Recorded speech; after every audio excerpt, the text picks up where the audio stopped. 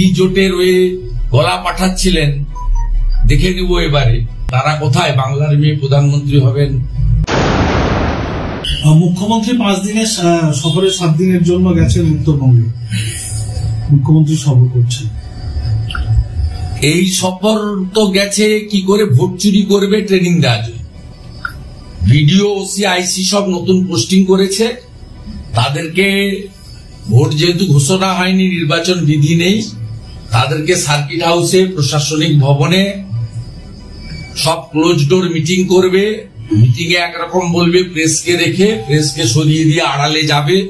যেমন এখানে যেদিন এসেছিল, এখানে এই বাজকুলে আমাদের নন্দীগ্রামে 1 আর 2 এর ভিডিও কে ডেকে গ্রিন রুমে জিজ্ঞেস করছিল যে শুভেন্দু অধিকারী তোমাদের ফোন করে? তা আমি তো এদের ফোন করি না, আমার ফোন করার প্রয়োজন দেওয়া হয় না।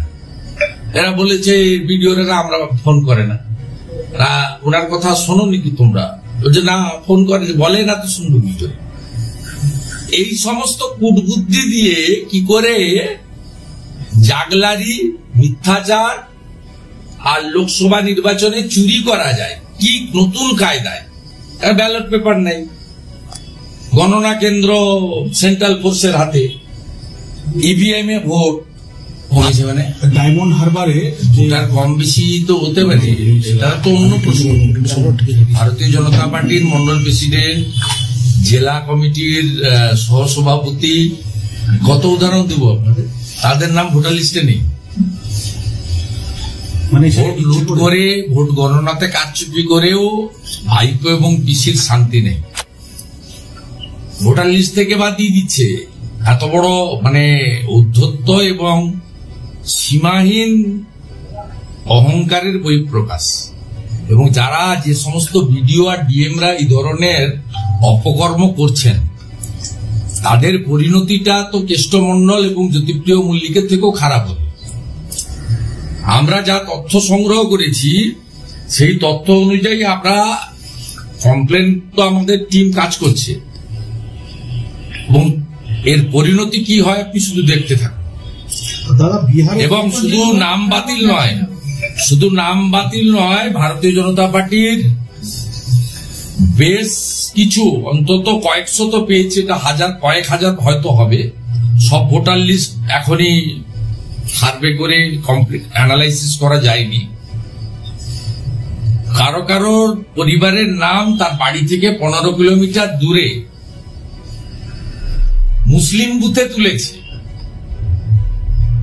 যেহেতু ভারতীয় জনতা পার্টি করে প্রায় 100% মুসলিম অধ্যুষিত বুথ, মানে সেখানে সব মুসলিম তো খারাপ নয়, মানে জাহাঙ্গীর শকতদের দিয়ে, শামীমদের দিয়ে লুট করবে, সেই বুথে যাতে ভোট দিতে গেলে রাস্তায় মারবে, রক্তাক্ত হবে, কে প্রাণ দিতে চাইবে? যা করেছে 18 সাল থেকে পরপর 4-5টা নির্বাচন, এবং নির্বাচনের পরে 15 কিলোমিটার দূরে। আমি তো আমার এক্স হ্যান্ডেলে তথ্য সহ দিয়েছি। এ তো কিছু নয়, হিমশৈলের চূড়া মাত্র, বাকি কাজ বাকি আছে। করতে দেবো না চিটিংবাজি করে। জোটে বড়সড় ধাক্কা নীতিশ কুমার, বিহারের মুখ্যমন্ত্রী নীতিশ কুমার। দেখুন, অফিসিয়াল ইনফরমেশন আসেনি, আর এটা আমাদের জাতীয় পার্টির দায়িত্বে যারা আছেন তারা বিষয়টা দেখছেন, এবং বিহারে পার্টির লোকরা দেখছেন।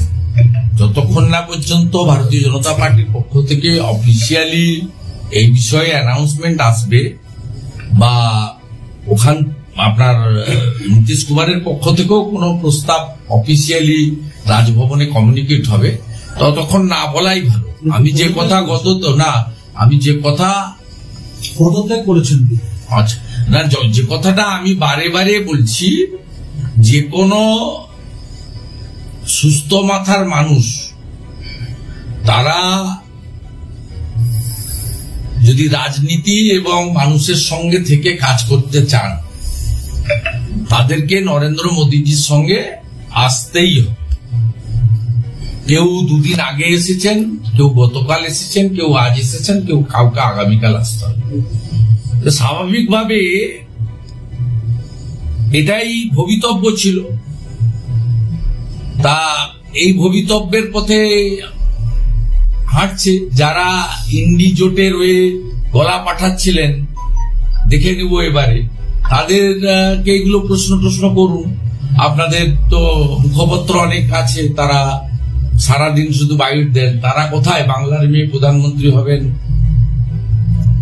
এই অফিসিয়ালি এলে আমি ওই নবান্নতে নীতিশ কুমার, তেজস্বী যাদব আর পশ্চিমবাংলার ঠগি পিসি, এই তিনজনের প্রেস কনফারেন্সটা একবার ছাড়বো, রেডি করে রেখেছি।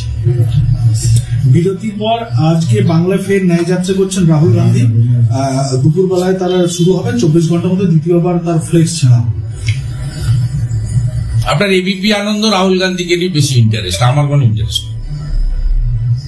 গত 4 দিন ধরে একই প্রশ্ন করে যাচ্ছেন, রাহুল গান্ধী। কে? হরিদাস পাল, এটা গান্ডু, বলছে স্টোভের উপর কয়লা দিয়ে সকালবেলা চা গরম করবো, তৈরি হয়। কদিন আগে বলেছি আসামে, বলছে সকালে উঠে স্টোভের উপরে কয়লা দিয়ে তারপরে চা বানানো হয়। স্টোভের উপরে কয়লা দেওয়া হয় আমি তো কই দেখিও নি শুনিও নি। তাহলে যার এই সেন্স, তাকে কাউন্ট কেন করেন? পশ্চিমবাংলায় তো অপ্রাসঙ্গিক পার্টি কোথাও আছে নাকি? অস্তিত্ব নেই। কি বলবেন? তৃণমূলের লোকদেরকে অ্যারেস্ট করার কোনো ব্যাপার নেই। তৃণমূলের এখানে দেখলেন না, এখানে একটা বিয়াদব সিভিক ভলেন্টিয়ার, কি একটা নাম, তাকে এখানে তুহিন বিশ্বাস, সে তাকে হলদিয়ায় নিয়ে গিয়ে জামাইয়াদেরও রেখেছে। তো এমন অপকর্ম করেছে, কালকে সাসপেন্ড করতে বাধ্য হয়েছে। এদের জেলে রাখা উচিত। এই একই রকমের কোন বেলডাঙ্গার একটি